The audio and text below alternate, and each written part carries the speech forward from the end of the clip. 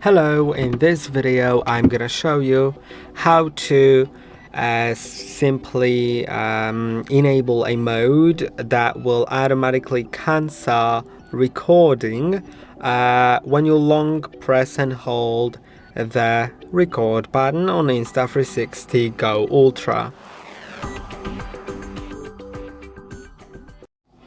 To do it, slide down from the top of your screen, then go to settings right here.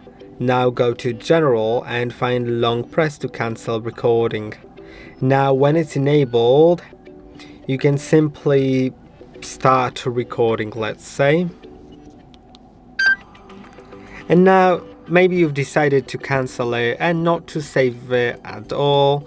Then you can simply press and hold on the button and it'll cancel it instead of saving it. So yeah, that's what it does. Pressing and holding on the button on the standalone camera actually disconnects the camera instead of cancelling the video. So now if I were to cancel it, I would need to press and hold on the button on the on this part, not on this part. I'm gonna cancel the recording, and that's how it works. So I hope that this video was helpful. Don't forget to like and subscribe, and I'll see you in the next one.